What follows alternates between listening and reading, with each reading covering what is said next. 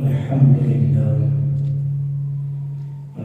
لله وكفى ذي المجد والأولى خالق الأرض والسماء هو الذي يصورنا في الأرحام كيف يشاء خصوصا على سيد الأنبياء عظيم الرجاء عميم الجود والعطاء ماحي الذنوب والخطا شفيعنا إلى الله يوم الجزاء در الله المكنون سر الله المحزون علم ما كان وما يكون نور الأفئدة والعيون سرور القلب المحزون سيدنا ومولانا محمدا عبده ورسوله أما بعد فأعوذ بالله من الشيطان الرجيم بسم الله الرحمن الرحيم إنما يخشى الله من عباده العلماء آمنت بالله صدق الله العظيم وصدق رسوله النبي الكريم الأمين ونحن على ذلك لمن الشاهدين والشاكرين والحمد لله رب العالمين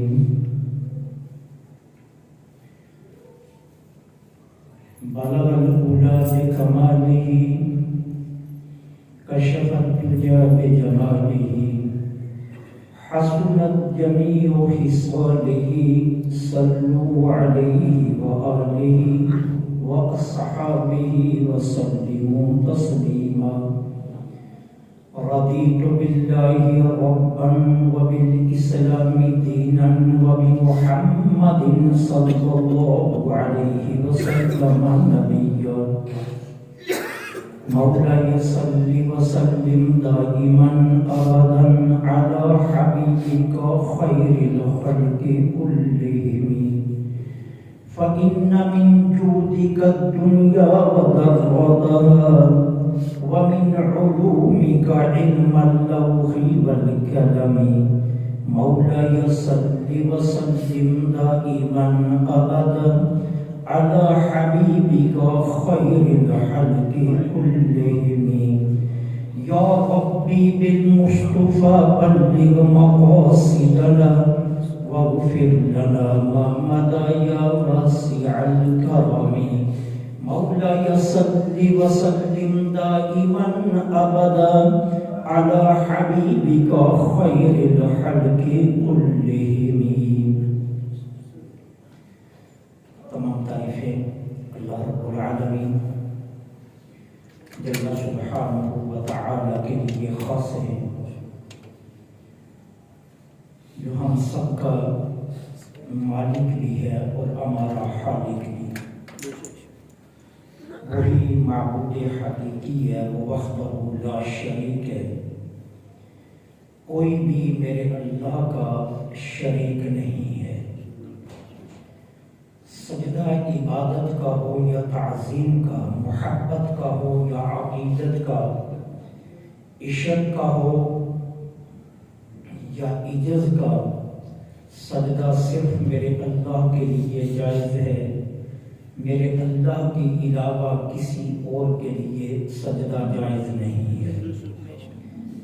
کائنات ارض و سما کے ہر ذرے کے بدلے میں تا قیام قیامت بغیر کسی وقفے کے اربوں خربوں کے حساب سے درود و سلام آقا نامدار مدنی تاجدار فخر دو عالم امام الانبیاء خاتم المرسلین سرکار مدینہ راحت قلب و سینہ صلی اللہ علیہ وآلہ وسلم کی ذات پاک پر کہ جن کے صدقے میں اللہ نے ہمیں مسلمانوں کے گھروں میں پیدا فرمایا. ذی وقار محترم اور محتشم سامعین، اللہ جل سبحانہ و تعالی نے اس کائنات کو خلق فرمانے کے بعد اس گیتی کو زینت بخشنے کے لیے انسان کو اس زمین پر بھیجا، پھر انسان کی رشد و ہدایت، اصلاح اور فلاح کے لیے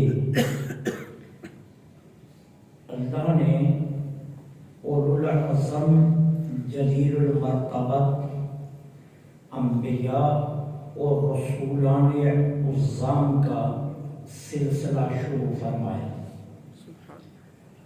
آدم علیہ السلام سے لے کر ہمارے آقا کریم علیہ السلام تک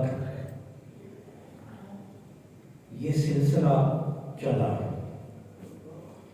پھر اللہ نے ہمارے آقا کریم علیہ السلام کی ذات کو خاتم النبیین کا عظیم منصب عطا فرما کر اس سلسلے کو بند فرما دیا۔ حجۃ الوداع کے موقع پر میرے آقا نے پھر دعوت و تبلیغ کا جو فریضہ تھا یہ کہہ کر آگے چلایا کہ فل یبلغ الشاہد الغائب، کہ جو حاضر ہو ان تمام تک میرا پیغام پہنچا دو جو حاضر نہیں ہے۔ یوں دعوت و تبلیغ کا یہ سلسلہ پھر صحابہ کے ہاتھوں میں آ گیا۔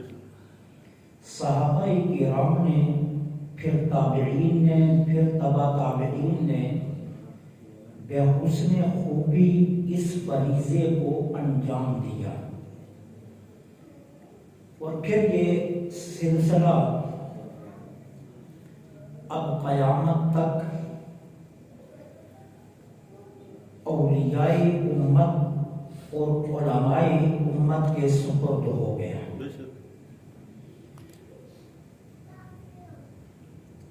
ان میں اولیاء کاملین کی جماعت وہ عظیم المرتبت جماعت ہے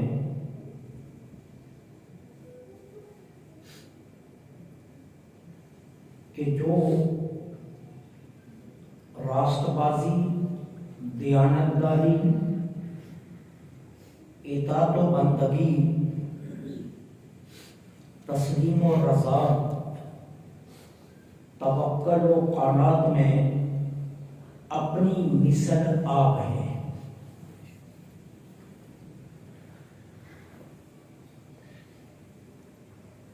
یہ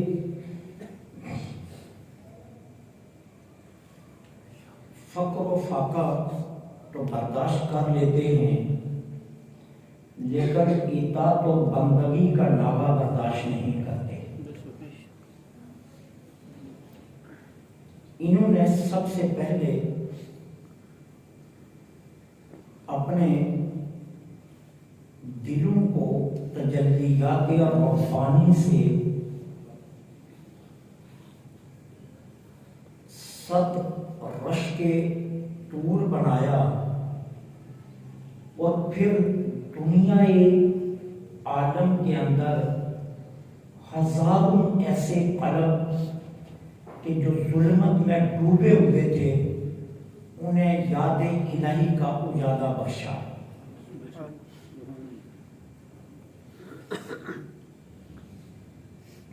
صلحاء کی اس جماعت میں ایک بہت بڑا نام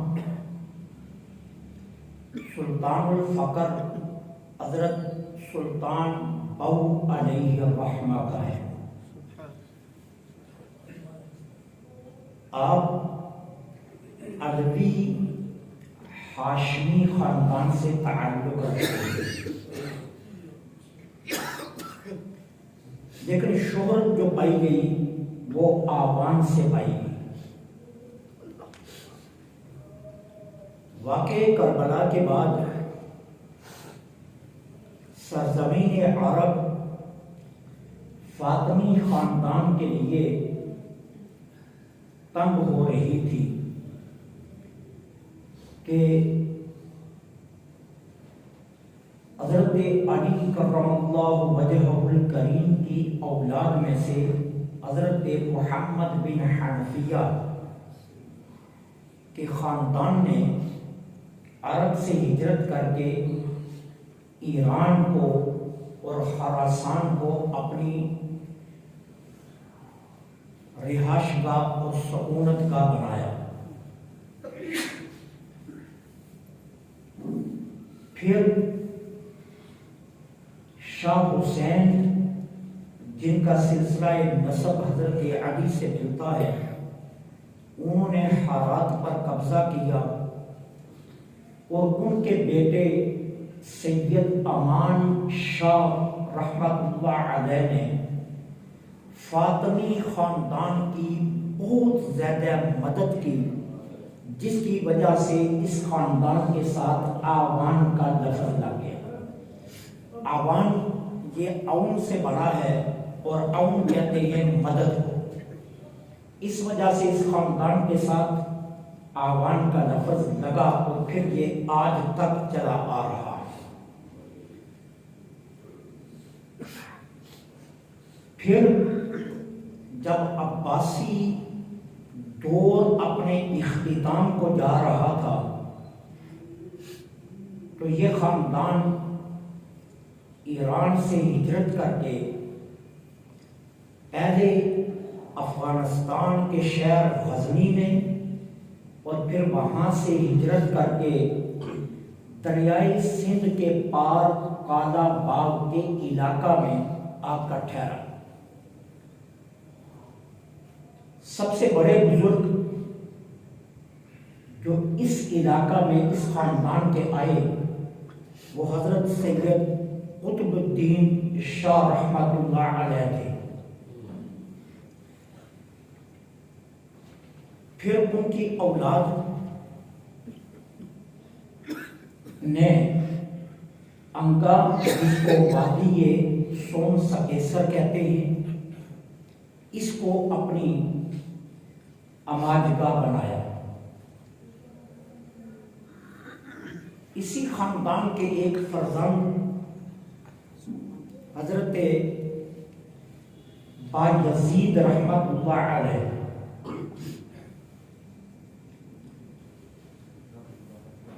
جو شاہ جہاں کی فوج میں سپاہگری کرتے تھے، انتہائی متقی، پرہیزگار، حافظ قرآن اور وقت کے بہت بڑے زاہد تھے، لیکن اپنی نظام معیشت کو چلانے کے لیے شاہ جہاں کی فوج میں ایک سپاہی کی حیثیت سے، ایک سپہ سالار کی حیثیت سے فرائض سر انجام دے رہے تھے۔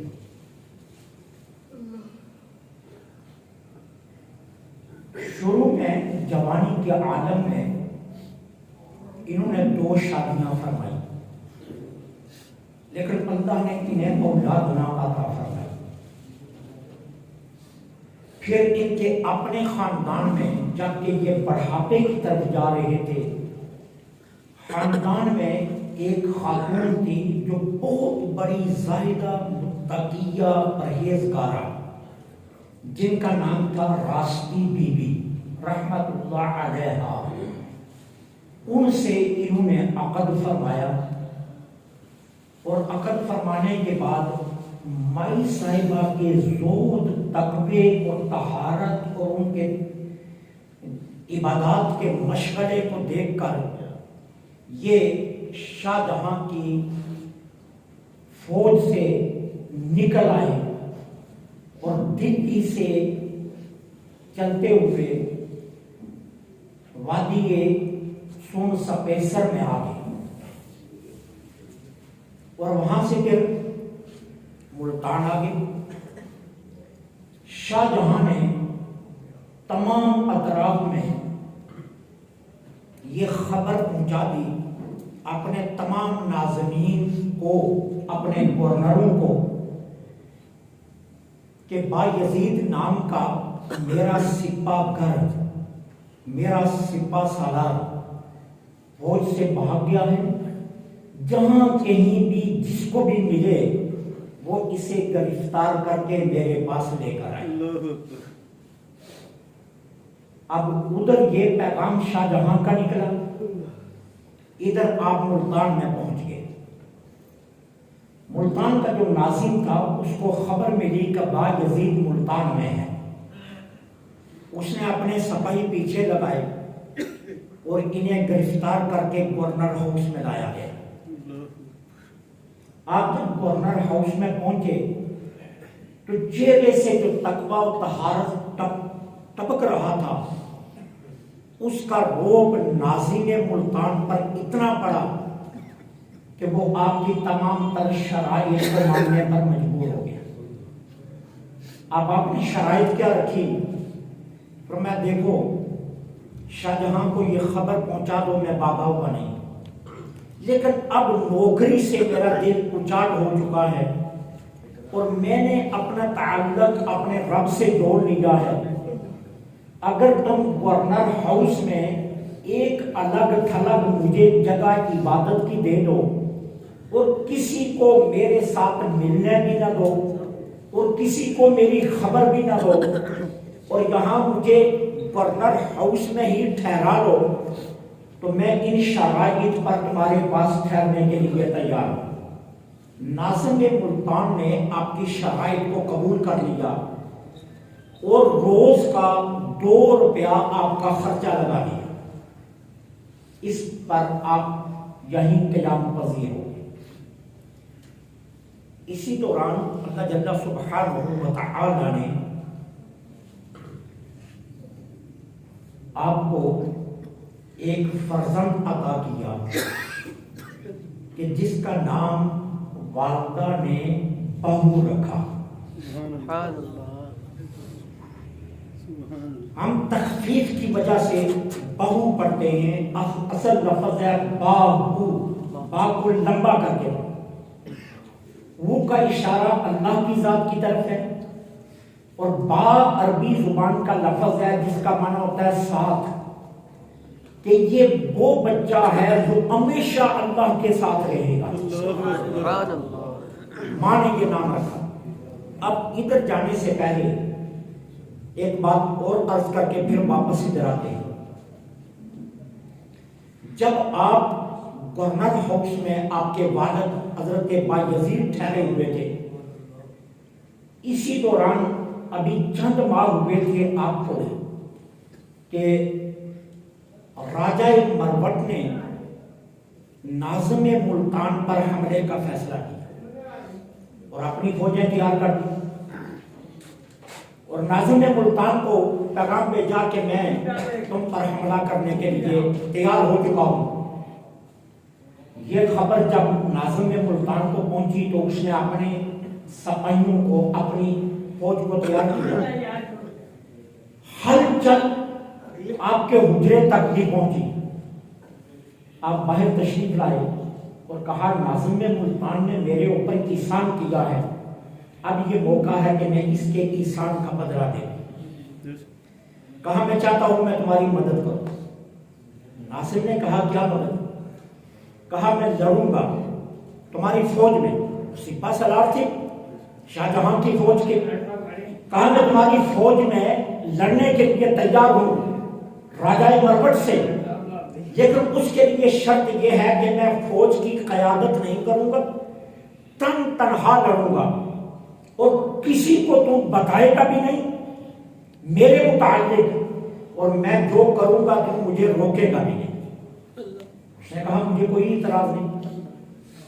آپ گھوڑے پر سوار ہوئے، اپنی تلوار لی اور سادہ لباس پہنا اور راجہ مروٹ کی طرف چل پڑے۔ جب آپ اس کے قلعے کے دروازے پر پہنچے، اکیلے، کوئی ساتھ اور نہیں ہے، تو وہاں کے درباروں نے سمجھا کہ یہ کوئی قاصد ہے اور انہوں نے روکا نہیں۔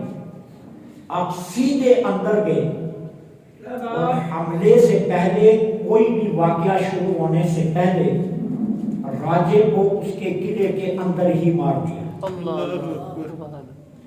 تلوار سے اس کا سر اتارا، سر اپنے ساتھ جو تھیلا لے کر گئے تھے اس میں ڈالا اور واپس ہونے لگے۔ جب واپس ہونے لگے تو شور مچ گیا کہ راجا کو قتل کر دیا گیا اور اس نے قتل کیا ہے، تو سپاہیوں نے قلعے کا دروازہ بند کر دیا۔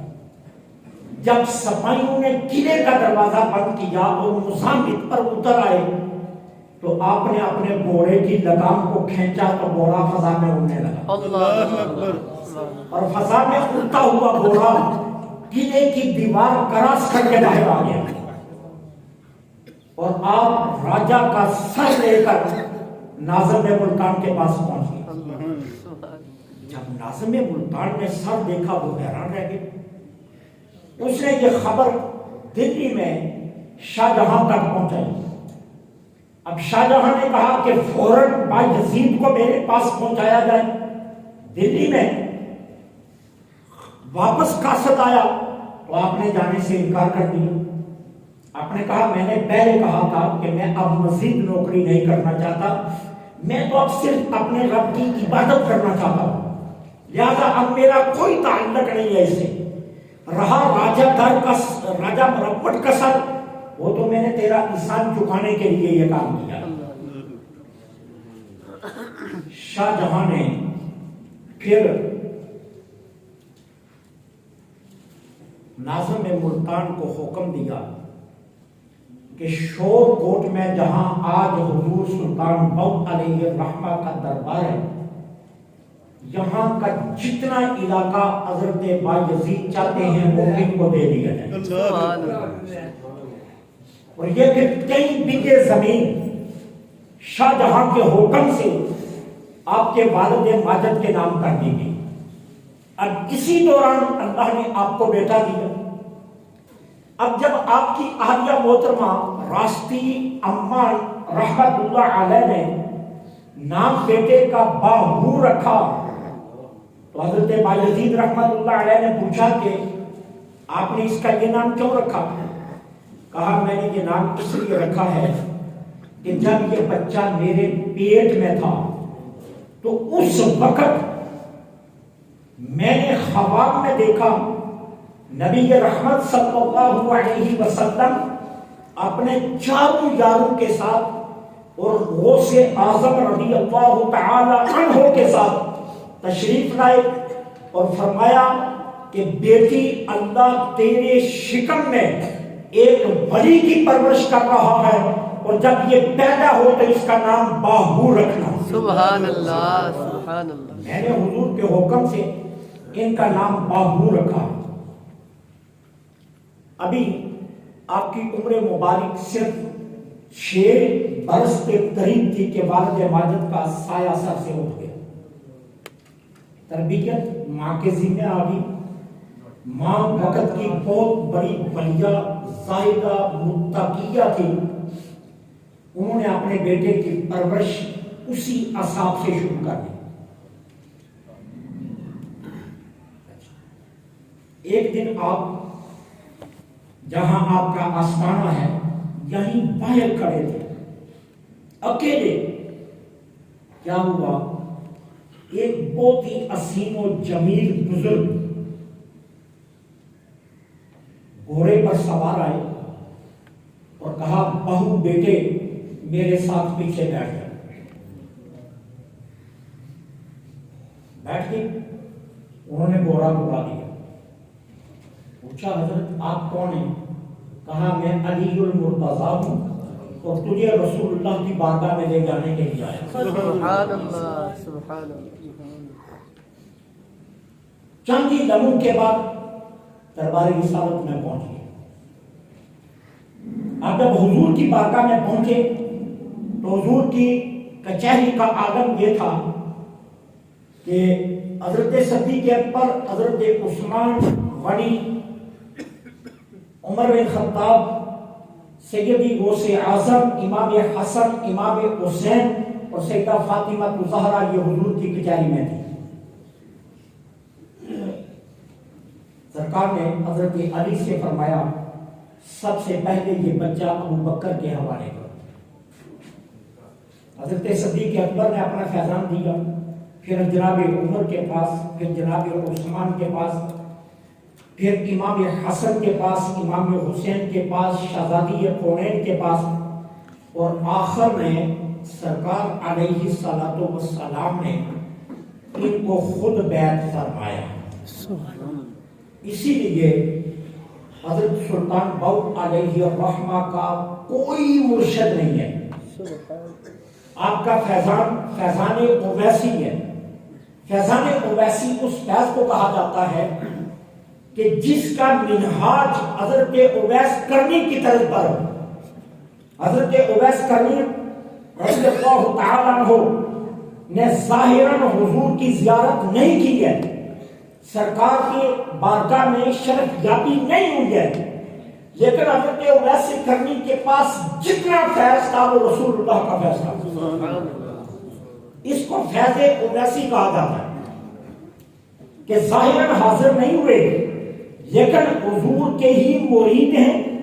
کوئی دنیا میں حضرت اویس کرنی کا پیر نہیں ہے، ان کے پیر سرکار علیہ السلام ڈائریکٹ ہیں، اور حضرت اویس کرنی کی بیعت ڈائریکٹ رسول اللہ کی بیعت ہے۔ یہی شرف حضرت سلطان باؤ علیہ الرحمہ کو بھی حاصل ہوا۔ اب سرکار نے بیعت فرمانے کے بعد فرمایا بیٹے جاؤ اور جا کر اب مخلوق کی رہنمائی کا کام شروع کر دو۔ جاؤ جا کر مخلوق کی تربیت اور ان کی رہنمائی کا کام شروع کر دو۔ یوں حضرت سلطان باؤ علیہ الرحمہ آقا کریم سے جب فیض یافتہ ہو گئے تو پھر سرکار علیہ السلام نے فرمایا اب میرے بیٹے شیخ عبد القادر جیلانی کے پاس بیٹھو اور ان سے فیضان لو۔ اسی لیے آپ حضرت سلطان باؤ کے کلام میں بغداد شہر کی بہت زیادہ تعریفات پڑھیں، اور جہاں بھی لکھتے ہیں سیدی غوث اعظم کا نام تو اس سے پہلے لکھتے ہیں مرشد ماں۔ حضرت سلطان باؤ جہاں بھی آپ کا نام لکھتے ہیں فرماتے ہیں مرشد ماں۔ وہ مرشد ماں اس لیے لکھتے ہیں کہ میں بیعت تو رسول اللہ کا ہوں، لیکن حضور کے حکم سے جتنا فیضان مجھے ملا وہ حضرت غوث اعظم رضی اللہ تعالیٰ عنہ سے ملا۔ یوں اس بچے کی تربیت آقا کریم علیہ السلام نے کر کے اس نے واپس بھیج دیا۔ پھر کیا آئے، پھر انہوں نے ہر بڑی کے کامل کی طرح سیر و سیاحت فرمائی، لیکن یہ یاد رکھیے کہ وہ جو اصول ہے نا بنیادی، جس کو آج ہم ترک کر چکے ہیں، بنیادی اصول یہ ہے کہ ایک ولی کے لیے سب سے پہلی شرط یہ ہے کہ وہ عالم ہو۔ اگر عالم نہیں ہے پھر ولایت کا درجہ کہ دعویٰ کرتا ہے تو وہ جھوٹا ہے۔ سب سے پہلی شرط ہے۔ حضرت محبوب الہی خواجہ نظام الدین اولیاء علیہ الرحمہ اصول بیان کرتے ہیں، فرماتے ہیں کہ شیخ کے لیے عالم ہونا ضروری ہے۔ اگر شیخ عالم نہیں ہے تو وہ اپنے مرید کی تربیت کیسے کرے گا؟ اس کو کیسے بتا سکتا ہے کہ کیا کام کرنا اور کیا نہیں کرنا؟ جس کو خود شریعت کی حدود کا پتہ نہیں، جس کو خود شریعت کے مسائل کا پتہ نہیں، جس کا خود شریعت سے تعلق نہیں ہے تو وہ کیسے تربیت کر سکتا ہے؟ اب اگر یہ اصول حضرت سلطان باؤ علیہ الرحمہ پر آپ چسپاں کریں اور ان کی ذات پر دیکھنا چاہیں تو آپ وقت کے بہت بڑے عالم بھی تھے، وقت کے بہت بڑے فقیہ بھی تھے، اور وقت کے بہت بڑے طریقت کے شاہ سوار بھی تھے۔ سبحان اللہ۔ آپ کا فارسی کلام پڑھیں، آپ کا پنجابی کلام پڑھیں تو آپ کو خود پتہ چل جائے گا کہ آپ علم کے کس درجے پر فائز ہیں، کتنا علمی آپ کا مقام ہے کہ آج تک ایک نہیں ہزاروں تھیسز آپ کے کلام پر لکھے جا چکے ہیں۔ آج تک ہزاروں لوگ آپ کے کلام پر پی ایچ ڈی کر چکے ہیں۔ آج تک ہزاروں لوگ آپ کے کلام پر ریسرچ کر چکے ہیں، لیکن ابھی تک حتمی نتیجہ کسی کے پاس نہیں. یہ آپ کا علمی مقام حضور سلطان العارفین سلطان بہو علیہ الرحمہ. پھر بہو نام ماں نے رکھا. اب سلطان نام کیوں لگا؟ دنیا میں فقر کے 5 سلطان ہیں بادشاہ. پوری دنیا میں فقر کے 5 بادشاہ ہیں اور حضرت سلطان بہو علیہ الرحمہ کا 5واں نمبر ہے. فقر کے بادشاہوں میں سب سے پہلا نام جو ہے وہ حضرت علی المرتضیٰ ہے. آپ فقر کے بادشاہ ہیں. دوسرا نام فقر کے بادشاہوں میں شہزادی کونین سیدہ فاطمہ الزہرا کا ہے. تیسرا نام حضرت امام حسن علیہ السلام کا ہے. چوتھا نام حضرت شیخ عبد القادر جیلانی کا ہے. اور 5واں نام حضرت سلطان بہو علیہ الرحمہ. سبحان اللہ. پوری دنیا میں فقر کے 5 سلطان ہیں کہ جنہوں نے فقر میں بادشاہی کی ہے. فقر میں بادشاہی جو فقر کے بادشاہ ہیں. سلسلہ عالیہ چشتیہ ہو، نقشبندیہ ہو، قادریہ ہو، سہروردیہ ہو، ہر سلسلے کو فیض علی المرتضیٰ سے لینا. علی المرتضیٰ سے لینا. سلسلہ کوئی سا بھی ہو، دنیا کا کوئی ولی اتنی وقت تک ولایت کی منزلیں طے نہیں کر سکتا جتنی دیر تک فاطمہ الزہرا کے بارگاہ سے اس کی منظوری نہیں ہوتی. دنیا کا کوئی ولی اتنی دیر تک طریقت کا شاہ سوار نہیں گنا جا سکتا جتنی دیر تک حضرت امام حسن کے راستوں کو اپناتا نہیں. اور دنیا کا کوئی ولی اتنی دیر تک ولایت کا دعویٰ نہیں کر سکتا جتنی دیر تک اس کے کاندھے پر شیخ عبد القادر جیلانی کا قدم نہیں آتا. اور دنیا کا کوئی ولی اتنی دیر تک ولایت کا دعویٰ نہیں کر سکتا جتنی دیر تک سلطان بہو کے کلام سے فیض نہیں لیتا. یہ دنیا فقر کے 5 بادشاہ.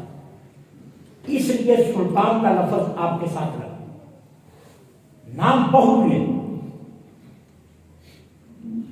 نام بہو ہی ہے لیکن سلطان نام کیوں لگا؟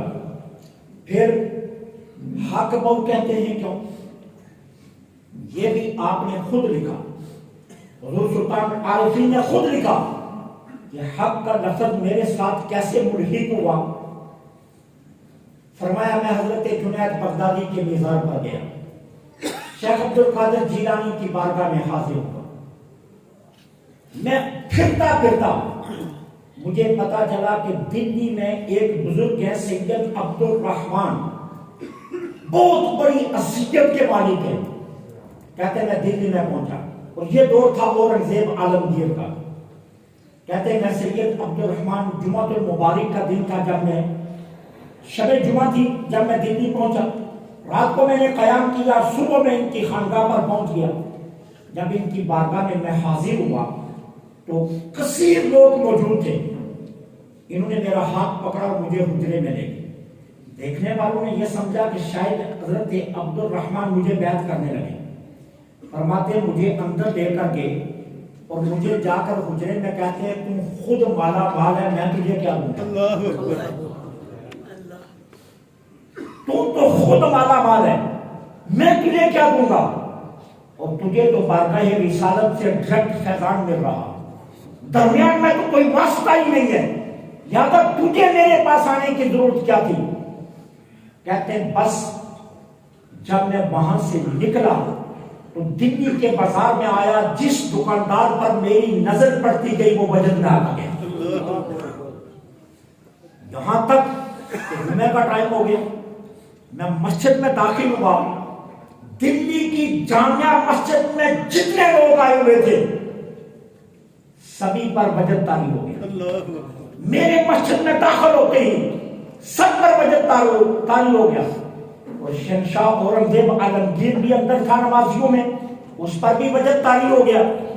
جب اس نے دیکھا تو وہ سمجھ گیا، اٹھا اور اس نے کہا یہاں جو اللہ کا ولی ہے وہ کھڑا ہو گئے. حضرت سلطان بہو فرماتے ہیں میں کھڑا ہو گیا. اس نے مجھے کہا کہ آپ مجھے کوئی نصیحت فرمائیں. رنگزیب نے کہا اورنگزیب عالمگیر آپ نے وہاں جو اس کو نصائح فرمائے نا اس کے کاتبین نے ان کو لکھ لیا اور آج دنیا میں اور رنگ شاہی کے نام سے فارسی زبان میں آپ کا ایک رسالہ ملتا ہے. یہ وہ نصائح ہیں جو آپ نے اورنگزیب عالمگیر کو عطا فرمائے. وہاں جب یہ شور و غل ہوا کہ ان کی وجہ سے ساری مسجد پر ایک اجتماعی کیفیت طاری ہو گئی تو وہاں لوگوں نے کہا کہ یہ وہ ہے کہ حق جس کے ساتھ رہتا ہے. وہاں سے آپ کے نام کے ساتھ حق کا لفظ لگا. یوں حق کا لفظ آپ کے نام کے ساتھ لگ کر پورا نام بن گیا سلطان حق بہو. سلطان حق بہو. تو اصل نام آپ کا باہو ہے. حق یوں لگا اور سلطان اس لیے لگا کہ دنیا میں جو 5 فقر کے سلطان ہیں اس میں آپ کا 5واں نمبر ہے. یوں اللہ تعالیٰ نے آپ کو اتنے عظیم مراتب اور اتنے عظیم مناصب سے اللہ نے آپ کو بلند و بالا کیا. اولیاء کی صف میں آپ کا نام ہمیشہ زندہ تابندہ رہے گا. لیکن ہمارے لیے یہ ضرورت اس بات کی ہے کہ ہم ان کی تعلیمات کی طرف توجہ دیں. ہم ان کی تعلیمات کو سمجھیں, ان کی تعلیمات کو پڑھیں, ان کی تعلیمات کو دیکھیں. اور ان کی تعلیمات کیا ہیں کہ اطاعت و بندگی میں ناغہ نہیں آنا چاہیے, روزی اور کھانے میں بے شک ناغہ آ جائے. یہ حضرت سلطان بہو علیہ الرحمہ کی, اسی لیے یہ آپ کا جملہ ہے 100 دم غافل وہی دم کافر. آپ اندازہ کیجئے کہ کیا کمال ہوگا اس شخص کہ جس کا اپنا دعویٰ یہ ہے کہ جو سانس اللہ کے ذکر کے بغیر نکلے وہ کفر کا سانس ہے. وہ کس منصب کا بندہ ہوگا, وہ کس مرتبے کا بندہ ہوگا کہ جو یہ دعویٰ کر رہا ہے کہ جو سانس اللہ کے ذکر کے بغیر باہر آ جائے وہ کفر کا سانس ہے. یہ حضرت سلطان العارفین کا, یہ ان کا دعویٰ ہے. وہ فرماتے ہیں کہ میری زندگی کا ایک سانس بھی اللہ کے ذکر کے بغیر نہیں نکلا. تو یہ وہ لوگ ہیں کہ جن کے ہاں اطاعت و بندگی, تسلیم و رضا, توکل, طہارت, دیانت, راست بازی اور امانت جن لوگوں کا تمہارا امتیاز رہا اور جنہوں نے اپنے دلوں کو ربانی تجلیات سے منور کیا ہی تھا لیکن پھر انہوں نے کروڑوں لوگوں کو بھی اس راستے پر ڈال دیا. کروڑوں لوگوں کو بھی اس راستے پر ڈال دیا. آپ کی کرامات کی دنیا میں چلے جائیں تو وہ کرامت ہے کہ آپ دنگ رہ جائیں. آپ ایک مرتبہ میاں والی کی طرف تشریف فرماتے تو سلطان حمید آپ کا بہت بڑا عقیدت مند تھا, تو وہ آپ کے ساتھ تھا حمید. تو ایک مقام پر آپ آرام فرما ہونے لگے تو اس کی گود میں سر رکھ لیا. آپ نے آنکھیں بند کی ہوئی تھی تو اس کے دھیان میں یہ بات آئی کہ کاش میرے پاس دولت ہوتی اور میں دولت حضرت کے اوپر خرچ کرتا. خیال آیا تو اس کو اونگ آ گئی. اونگ میں کیا دیکھتا ہے, ایک بہت عظیم الشان باغ ہے, اس کے اندر عظیم الشان محل ہے اور اس محل میں ایک حسینہ جمیلہ بن صبر کر بیٹھی ہوئی ہے اور وہ کہتی ہے حمید میں نے تو شادی تجھی سے کرنی ہے, میں نے شادی تجھی سے کرنی ہے. تو حمید کہتا ہے آگے سے, کہتا ہے نہیں میں تو حضرت کا غلام ہوں, میں نے تو ان کی خدمت کرنی ہے, میں شادی کے چکر میں نہیں پڑنا چاہتا. جب اس نے خواب مکمل کر لیا نا اونگ سے نکلا تو حضور سلطان العارفین نے آنکھیں کھولی, فرمایا دولت مانگتے ہو ملتی ہے تو لیتے نہیں. حالانکہ اس نے سوچا ہی تھا اپنے خیال میں کہ اگر دولت ہو تو میں حضرت پر خرچ کروں, تو فرمایا دولت مل رہی تھی تم لیتے نہیں ہو. تو اس وقت طائب ہوا اور کہا نہیں حضرت مجھ سے غلطی ہو گئی. فرمایا تم دولت کی بات کرتے ہو تو سنو پھر. فرمایا سنو, آپ جس جگہ پر لیٹے ہوئے تھے نا اس جگہ سے اٹھے تو نیچے ذرہ ذرہ سونے کا تھا. فرمایا دولت کی بات نہیں ہے, ہم فقر کے بادشاہ بننا چاہتے ہیں, دولت کے بادشاہ نہیں. ہم فقر کے بادشاہ رہنا چاہتے ہیں, دولت کے بادشاہ ہم نہیں بننا چاہتے. دونوں تو ہمارے گھر کی باندھی ہے، ہم فخر میں نام کمانا چاہتے ہیں، اور یہی وجہ ہے کہ دنیا کے 5 فقراء کے بادشاہوں میں سلطان العارفین کا 5واں نمبر آ گیا۔ اس طرح اللہ تعالیٰ نے آپ کو یہ رتبے دیے تھے، اللہ مجھے آپ کو ان کی تعلیمات پر عمل کی توفیق عطا فرمائے۔